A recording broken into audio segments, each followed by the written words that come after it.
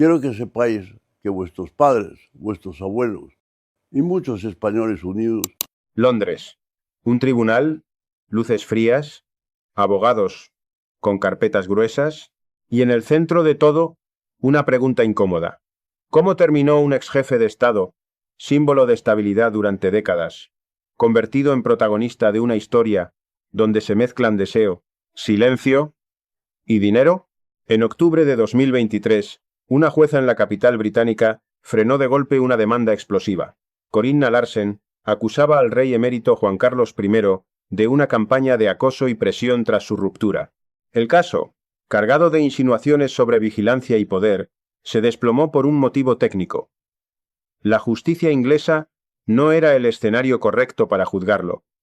Pero el eco no se apagó, porque no era solo un pleito, era la puerta de entrada a una década de sospechas.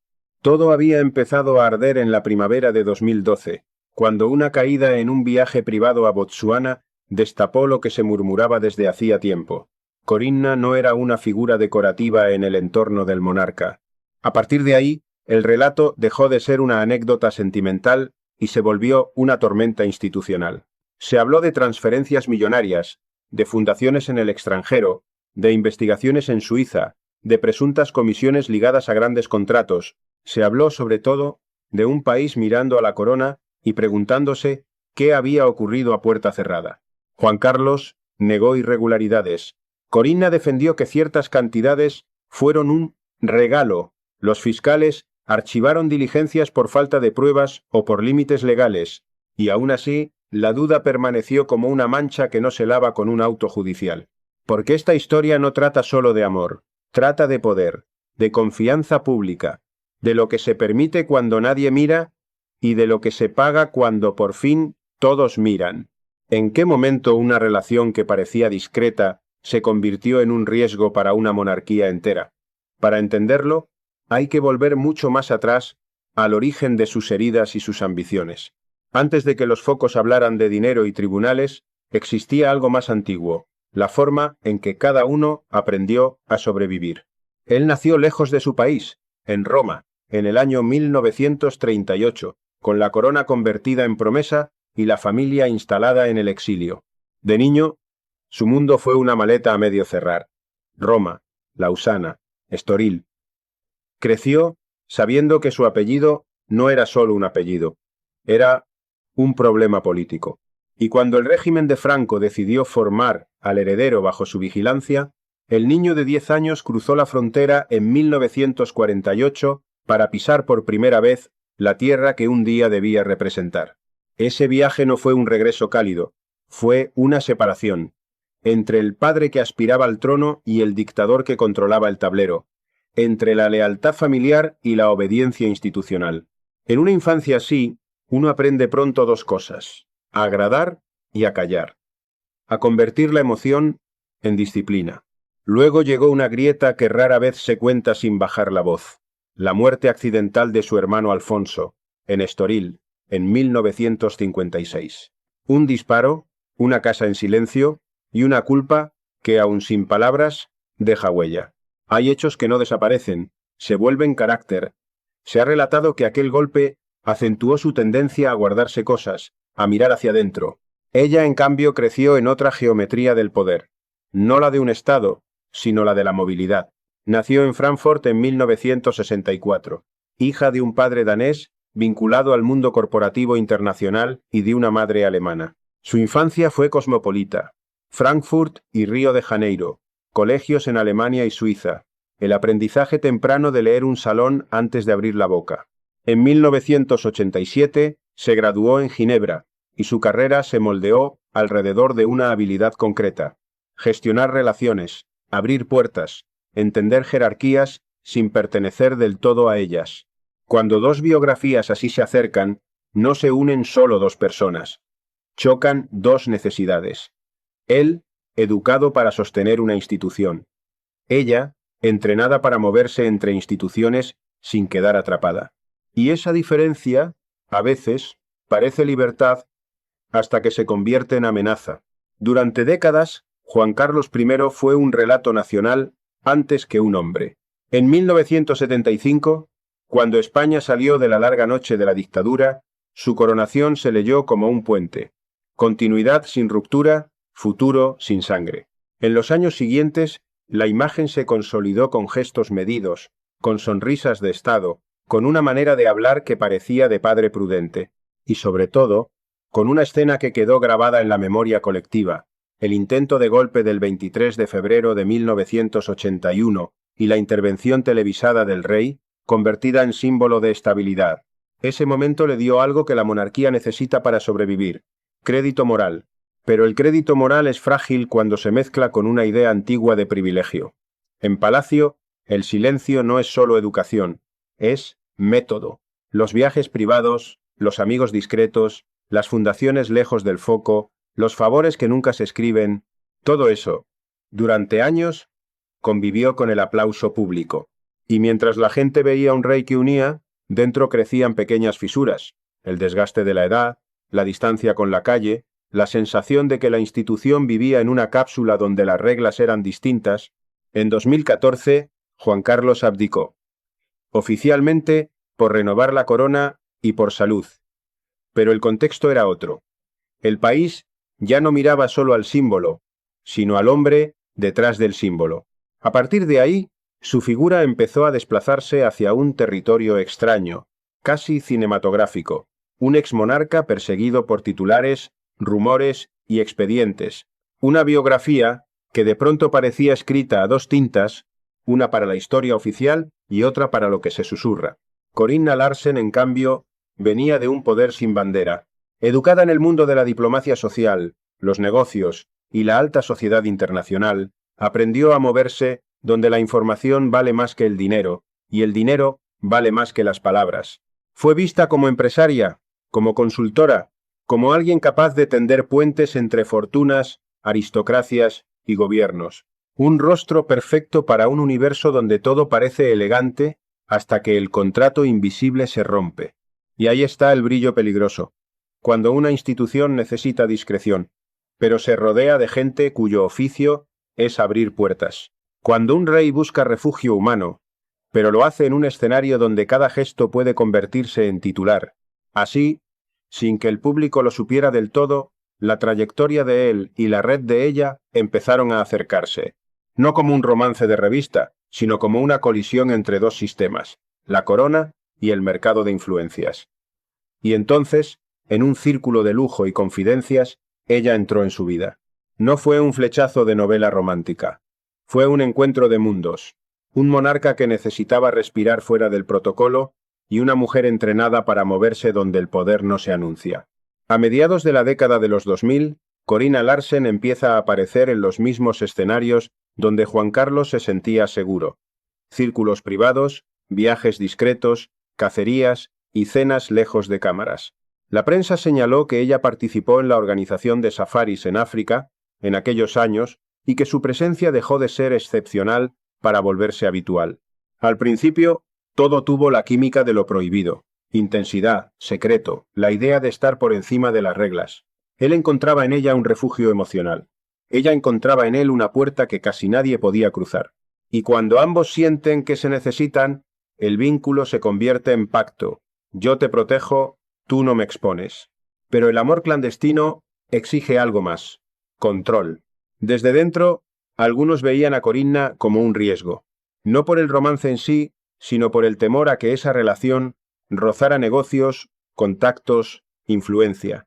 Según fuentes citadas por periodistas, lo que encendió alarmas no fue el deseo, sino la posibilidad de que el entorno del rey dejara huellas fuera de España, en lugares donde el dinero viaja sin explicar demasiado. Y entonces llega el golpe que rompe la burbuja. En abril de 2012, Botsuana, una caída, una cadera rota, un viaje privado que se vuelve símbolo de desconexión con la calle. En el avión de regreso, según reconstrucciones periodísticas, Corinna pidió una escala en Mónaco para bajarse. La Casa Real se negó, el avión siguió hasta Madrid, y en ese gesto seco, una relación que vivía en susurros fue empujada a la luz. A partir de ahí, la historia cambia de tono. Ya no es el relato de dos amantes, es el relato de un sistema defendiéndose. Menos de un mes después, se supo que el jefe del Servicio de Inteligencia español viajó a Londres para reunirse con Corinna en un hotel. Ella sostuvo más tarde que recibió advertencias inquietantes. Él lo negó. Nadie cerró el debate con una prueba definitiva. Y ahí nace el veneno, cuando no puedes demostrar el miedo, pero tampoco puedes apagarlo. Desde ese momento, según la versión que ella ha sostenido públicamente, su vida empezó a estrecharse. Una sensación constante de vigilancia. La idea de que alguien quería saber qué guardaba, qué recordaba, qué podía contar. Y cuando el miedo se instala, el amor deja de ser refugio, se vuelve jaula. Ahí aparece la transformación silenciosa. La mujer que antes caminaba con naturalidad entre salones y aeropuertos, comienza a medir cada puerta, cada llamada, cada invitación. Se repliega, reduce su círculo, desconfía, porque en los amores peligrosos no solo te quitan la paz, te cambian el cuerpo. La risa se vuelve corta, el sueño se vuelve ligero, la intuición se vuelve alarma. Juan Carlos, por su parte, quedó atrapado en dos frentes. En el exterior, la institución sangraba con cada titular. En lo íntimo, la dependencia emocional crecía. Cuando la vida oficial te niega el afecto clandestino se vuelve necesidad.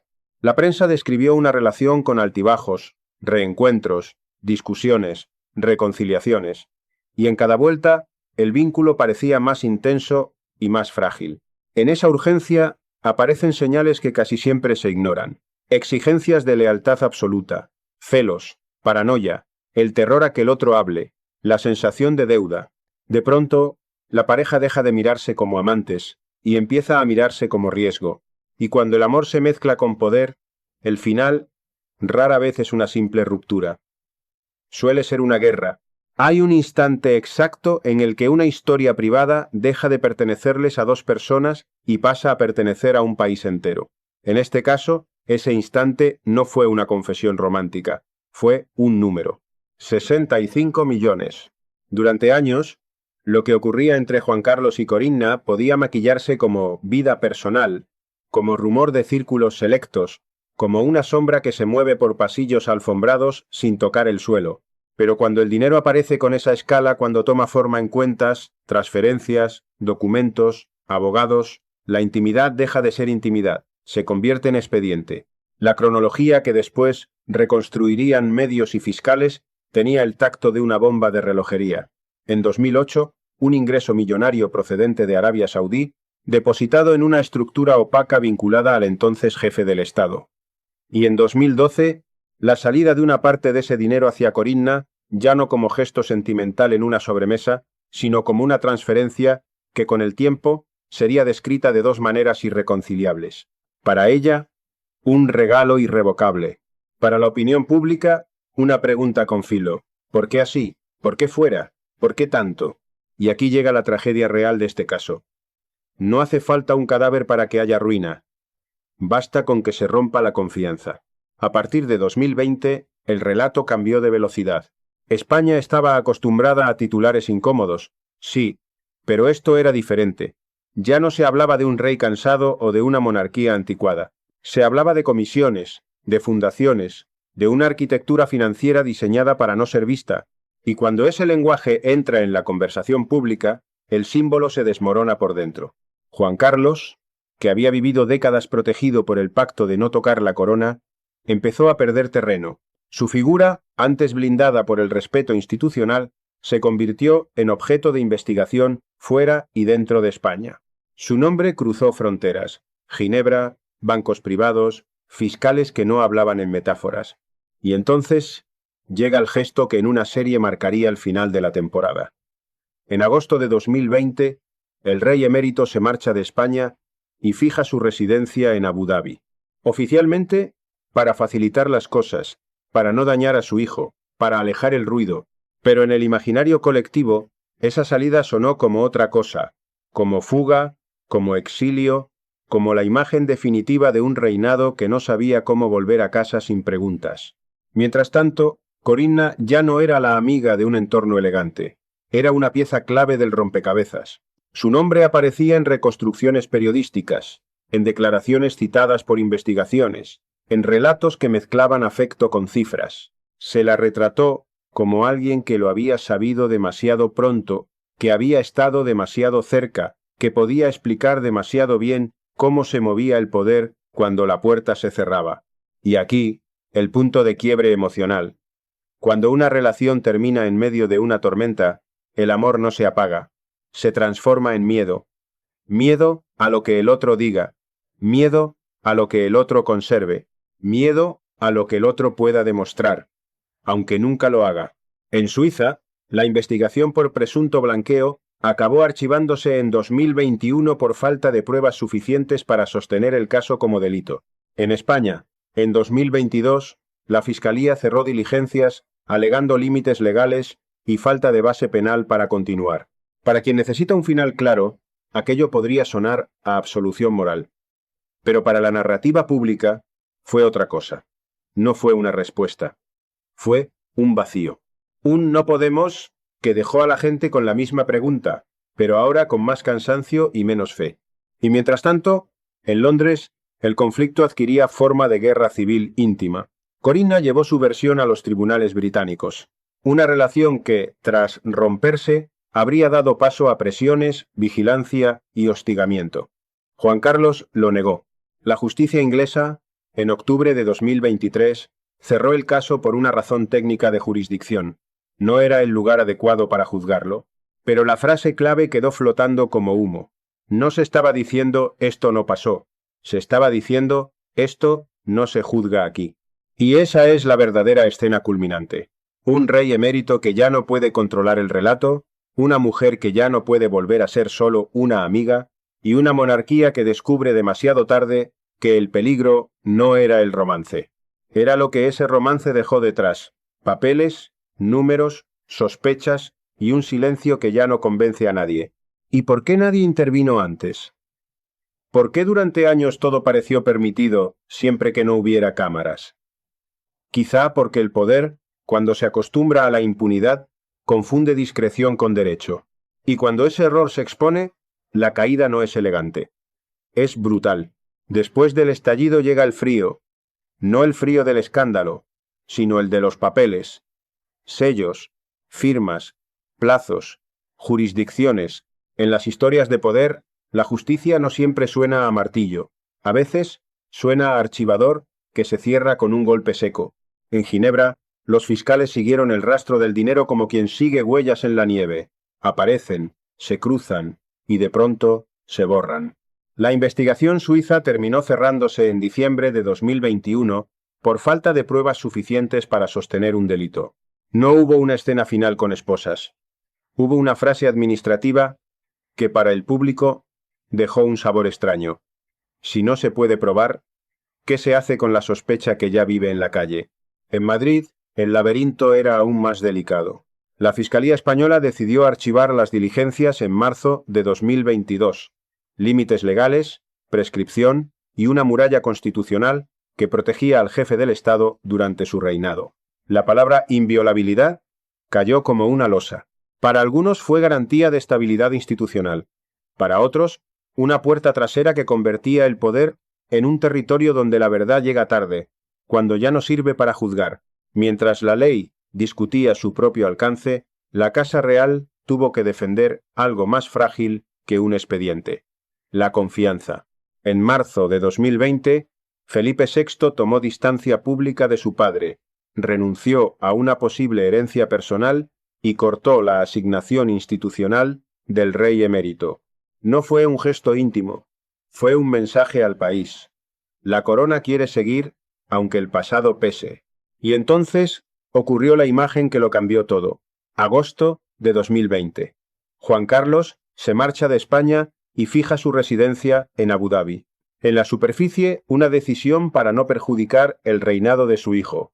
En el subconsciente colectivo, un destierro sin sentencia. Una retirada que parecía confirmar que el problema no era un rumor, sino el daño que el rumor ya había causado. Corinna, por su parte, eligió el único escenario donde aún podía pelear con voz propia: los tribunales de Londres. Su demanda civil hablaba de presión, de miedo, de vigilancia, de una vida encogida tras la ruptura. La justicia británica, sin embargo, fue recortando el caso. Primero, la inmunidad para los hechos anteriores a la abdicación. Después, el golpe final.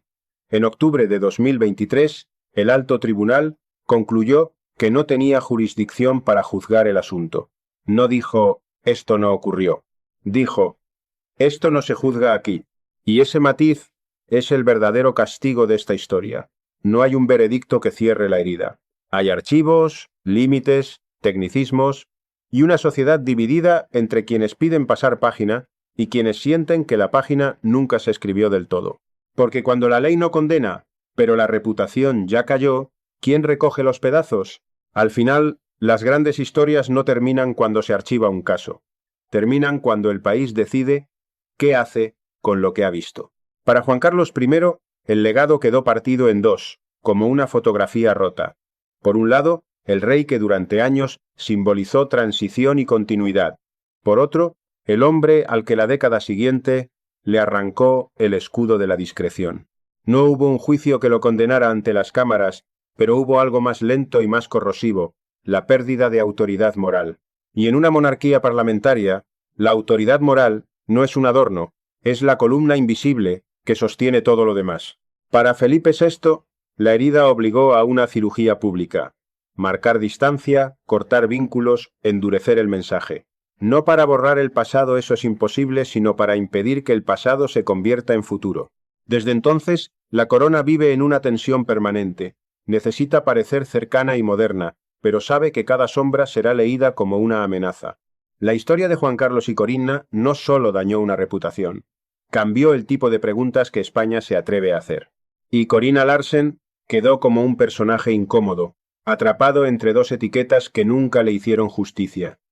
Para algunos, fue la mujer que sabía demasiado. Para otros, la pieza perfecta para proyectar culpas, pero en realidad, su papel en el relato es más frío. Fue el punto donde una intimidad se cruzó con un sistema de poder que no tolera grietas. En esa clase de mundo, amar no es solo amar, es firmar un pacto de silencio. Y cuando el pacto se rompe, la vida se llena de abogados, de miedo y de memoria. La lección que deja esta historia no es romántica, es social. Habla de cómo se construye la impunidad cuando durante años nadie pregunta.